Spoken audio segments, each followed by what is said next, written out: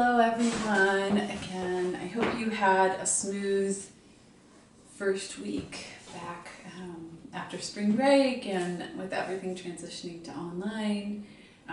Thank you for the questions, those of you that have reached out, and please continue to just reach out as necessary. This Wednesday, during our class time and potentially more, I'm going to have open virtual office hours, and I'll just post the Zoom meeting ID, and you can just jump on and ask questions, or if you want advice on what you're working on. But I figured instead of making a schedule, that seems to be working for a lot of teachers, so I'm going to try it. So that'll be this Wednesday during our class time, and then also a little that afternoon, so more to come. All right, so last week we talked about the scales that follow the rule of 2s and 3s. So B major, C sharp major, and F sharp major. Continue to review those, but we are going to start looking at the scales that are irregulars. So just like any language has irregular verbs, there are irregular scale fingerings. So if you want to open up to the appendix of your book, page 347. So far, if you look at the top half of the appendix, we have done all of the scales in the upper left quadrant. And then on the right side there, we've done F sharp and C sharp. So we only have 4 scales left. Until you know all of the major scales, which is pretty exciting. So we're actually going to go to the last scale in the upper right corner, F major. F major. So what's the key signature of F major? 1 flat, B flat. So I will post again that one resource where you can see an aerial view of a pianist playing all the major scales. That's likely going to be helpful. If you saw my setup, my camera is on a music stand and it's like tied in a million places to get it to stay. So unfortunately I cannot pick it up right now and show you, but that's why I will post that resource. Just wanted to talk you through it right now. Now get out a pencil, and I want you to make a note that the left hand fingering in F major is normal. It's C major fingering. So the left hand turns 3, 4, 3.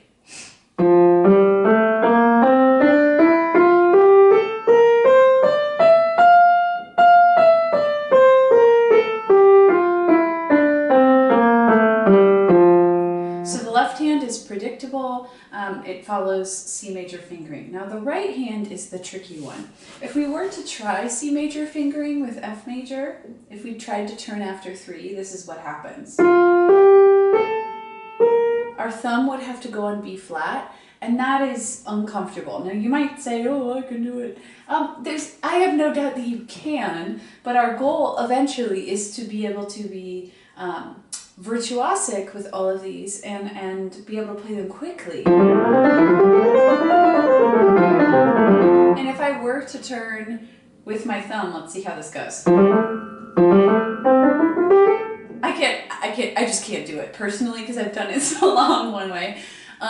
So, you know, we want to be able to keep a pretty neutral hand position. So what we do is we just go to finger 4. 1, 2, 3, 4.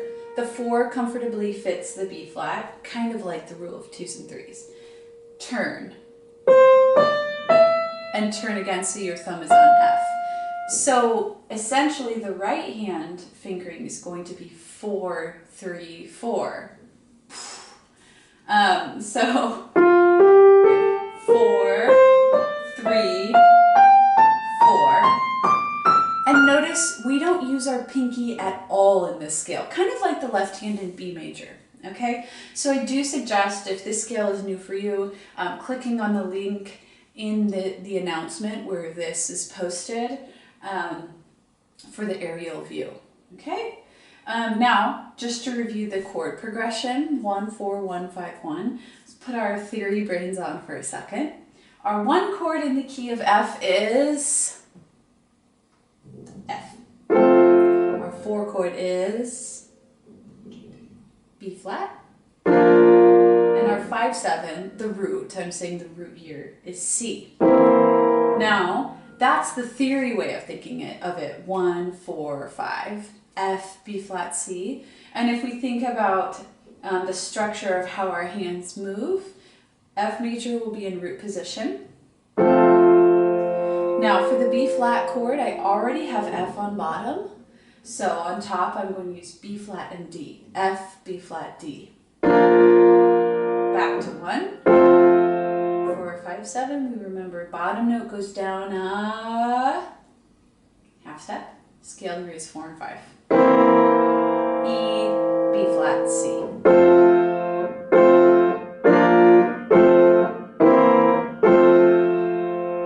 I've been playing piano so much that some of my strings have slipped or kind of unwound a little bit, so it's a little twangy. I hope you either can't hear it or don't mind it. Okay, so F major, not so bad. Just make a note in your appendix that the left hand is normal and the right hand goes to 4. So that when you open the appendix, you should have little reminders like, okay, these are all C major, rule of 2s and 3s. So that you don't have to look at the numbers themselves so much as just remembering groupings. Cool. Alrighty. So next Monday, you will send me F major scales and chords, hand separate. And then the other thing that you will prepare is page 243, waltz. Now we did this a little backwards. You worked on the accompaniment on page 244 and 245, and that's due today. I'm recording this on Sunday, but yeah, anyways, not important. That's due today, and now we're going to learn the solo part. One of the things that I want to really stress at this point with you is playing fluently without stopping. So hopefully in the process of learning the accompaniment and listening to the recording, you already know how this goes and you're used to playing with a steady beat.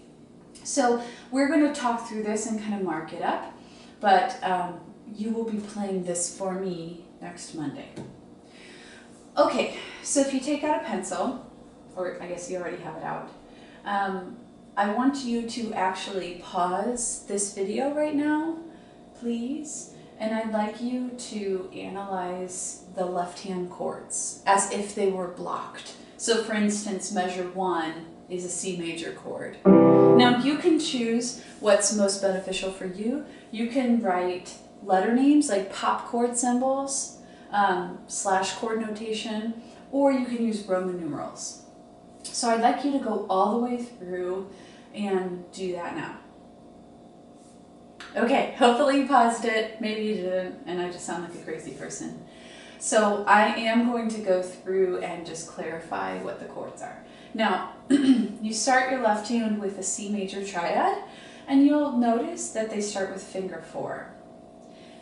Since that seems odd, you should think, oh, why did they do that? If you scan through and you go to measure 3, you notice in measure 3 you go to a first inversion G chord, which requires you to have your pinky on B. So in an ideal world, this would be played vivace, even faster than I played it on the recording for this week. And so this is just to encourage not having to hop your pinky. Can you successfully play this? Starting with your pinky on C? Certainly. And I'm less concerned about that. If you want to use your pinky, do it. But I think there's something to be said for starting with 4 so that you're just all set for the rest of that line. Okay, so if I were to block this, C, C, first inversion, G, C, C, C. Then in measure 7, we have a root position 5-7 chord. Root position G7, which closes into a C and E. That's a motion you'll want to play back and forth a few times. Now for instance, this fingering in measure 8, I'm not a huge fan of it personally. Measure 7, I like the 5, 2, 1. But I like to close in to 3 and 1 on C and E. That feels better to me. Again, the reason why they do this is because you're supposed to repeat it. We're not going to repeat it. But if you're repeating it, that puts you back in position for the beginning with your 4 on C.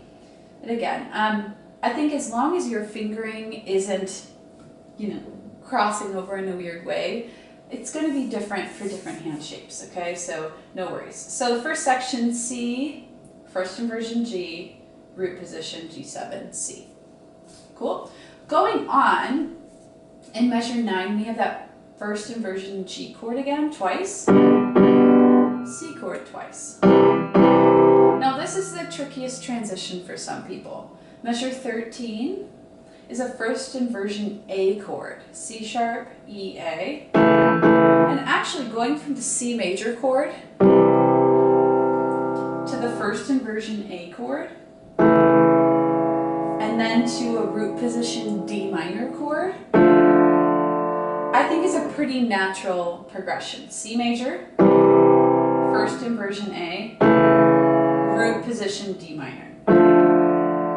Okay, then in measure 17, we hop back to that first inversion G chord, C, first inversion G, C. Now I'm in measure 21. First inversion D minor, G7, and then C and E. So I just went through that pretty quickly. Hopefully one of the benefits of these recordings is that you can pause and replay. But long story short, I would highly suggest blocking the left hand. Because the right hand melody, you likely have it in your ear already from last week's assignment. And also, it's not too bad. There's not a lot of jumping. So the difficulty with putting these together is the coordination factor, but also shifting from chord to chord.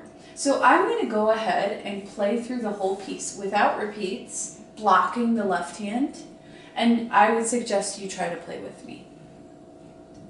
I'm going to play both hands. You decide what's best for you. 1, 2, 3, 1, 2, 3.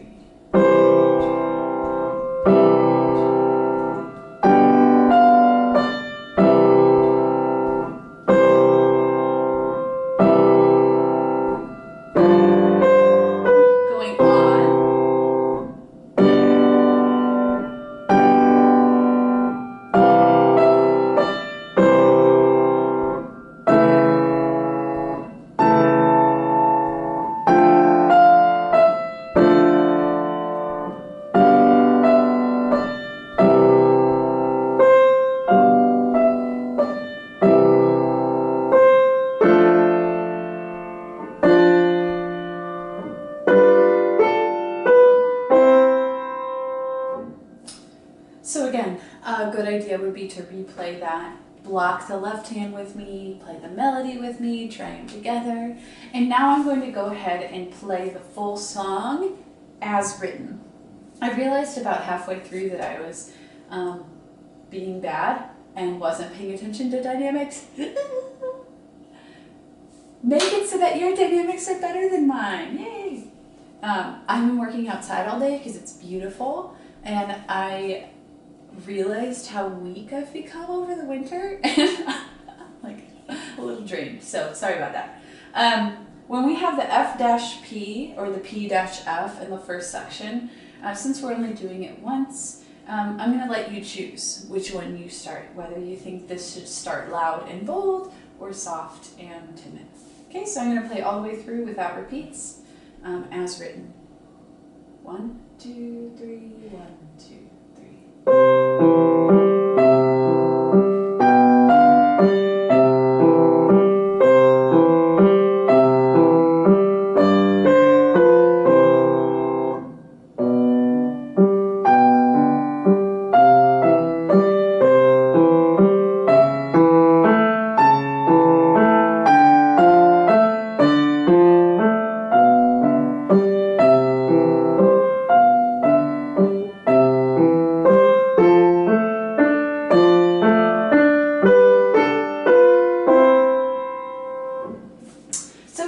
at your practice steps, divided into sections, drill the right, drill the left, put it together. Be patient with the process. So in today's lecture, we've actually gone through everything that's due next Monday. All that's due next Monday are the F major scales and chords and this, no repeats, as written. Wednesday, we're going to start talking about some test requirements and what that's going to look like for the next test. So Wednesday's lecture won't have anything that's due Wednesday, unless I get any questions from you guys, and then I'll clarify. I haven't recorded that yet, so feel free to let me know and I can plug that into the next recording. Other than that, F major scales and chords, waltz, please reach out if you have questions. And yeah, that's all I got. Have a good day.